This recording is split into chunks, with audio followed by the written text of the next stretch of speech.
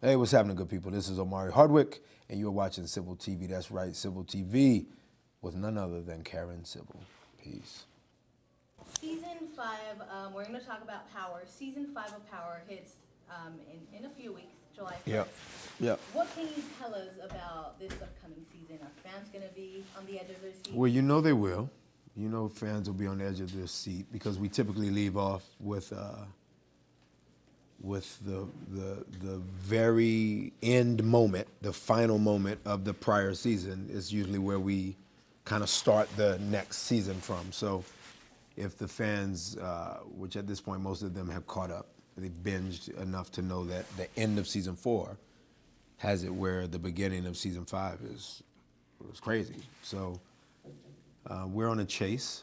It is definitely a wild goose chase and Tag. I know there's a movie out soon called Tag, or I don't know if my Jeremy Renner's in a movie called Tag, but we are trying to tag Rotimi Akanosho's character of Dre in a very different kind of game of tag, if you catch my drift. So in the triumvirate of the dual triumvirate, right? There's the trilogy of Angela and Tasha and Ghost, obviously, and then there's the triumvirate quarrel of love that also exists between Kanan, played by our exec producer and castmate and Curtis 50 Cent Jackson, and then Joseph Shakur's Tommy, and then again Ghost. So there's different allegiances.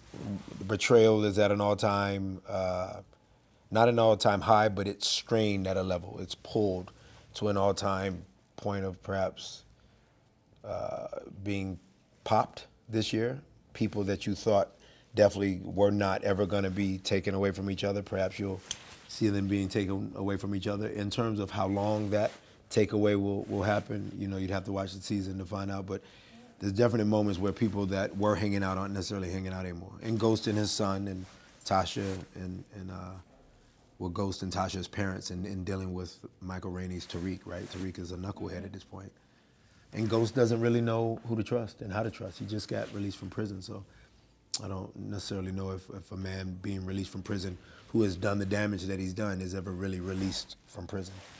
He's sort of incarcerated figuratively still, so it's a crazy roller coaster of a season. Filmmakers with this film competition with Gentleman Black, Real to Real. Talk to us about that.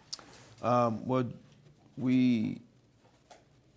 we're in our second annual competition, as you speak of, for Gentleman Jack, and or Real to Real program, and it's again REAL to the real of a film, and that's exactly what we're promoting. That you come with realness and truth, and whatever genre you choose to tell your story in, whether it be comedy or horror or thriller or drama or a love story, whatever it may be, make sure that it's a 10 to 15 minute bombshell of a project with high pedigree in terms of quality. Something we haven't necessarily seen before. You know, serve it to us differently, make us think when we finish watching your project. And so we're hoping, obviously, continuously to make sure that we're challenging all of the competitors to up their game each time we run this competition. Again, we're in our second annual, but I'm proud of the work that, you know, I've seen, and shout outs to our previous winner in terms of season 1. John Latte was incredible, and her story was pretty impressive, and so she set the bar pretty high, and I believe that, you know, we can continue to have people again try to follow suit and make great story. People that are brown, not only in front of the camera but behind the camera as well. Now, you're celebrating diversity. Yeah. With so many, with films like Black Panther opening the doors and breaking barriers. Why is it important for you to celebrate and to stand for diversity in film? Well, because I'm a person of diversity first and foremost. I mean, if I didn't promote it, in my opinion, it's cutting the nose to spite the face. You know what I mean? I am a beneficiary of diversity in storytelling. From the moment I auditioned for Andy Davis's Guardian, which was, you know, starred Kevin Costner and Ashton Kutcher, respectively, I got a role that I think was supposed to go to a white actor. From the moment that I got a TV show called Saved that was not supposed to go to somebody that looked like me. Actually, the breakdown was, and I was just talking about this earlier with a friend, a John Goodman type. Well, John Goodman, figuratively rest in peace, as his show is now dead because of the lewd comment or crude comment made by his castmate.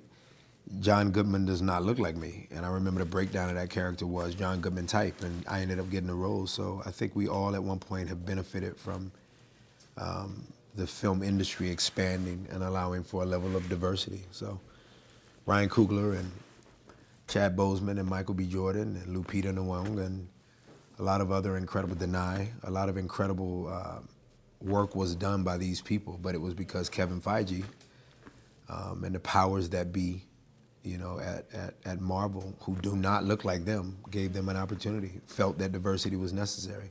Superheroes could actually be seen by kids to be of the color of people that look like me, which is pretty freaking amazing. So diversity is paramount, pun intended.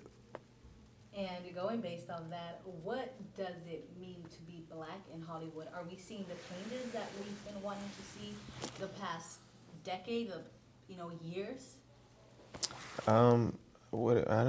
It means being black in Hollywood is being black in Hollywood. Years ago I remember Randall Cunningham, you were yay big when Randall Cunningham was playing professional football, but he was a Cam Newton of his era, and Warren Moon prior to him, and there were some other black quarterbacks that were very, very important to the movement.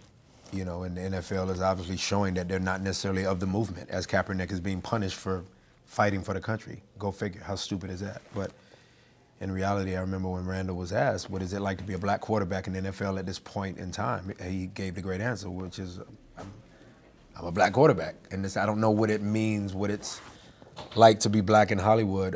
I can definitely answer that it is a pride-filling moment if you feel like you are part of the boat or the ship that is perhaps cutting across the current, and you're at a place where you're helping the movie business move forward, but we're black, and I can't be anything but black. So I feel proud to just be Omari and be a part of it and bring whatever I have individually to bring to any project and any industry I'm a part of. It happened to be a part of it, or it happens to be a part of the film industry, and I'm black.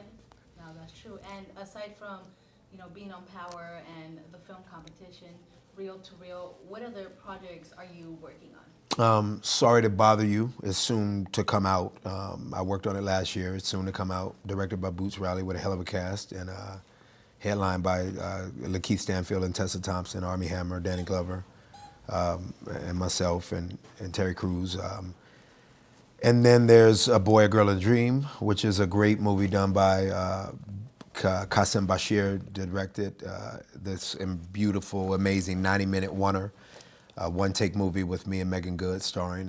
And then, of course, I just finished The List with Tyler Perry directing, and Tiffany Haddish, Tika Sumpter, and Whoopi Goldberg. So awaiting the next project. I have music soon coming. I have a one-man show that will soon be hitting the stages of Brooklyn at the end of June. And again, season 5 of Power is about to premiere.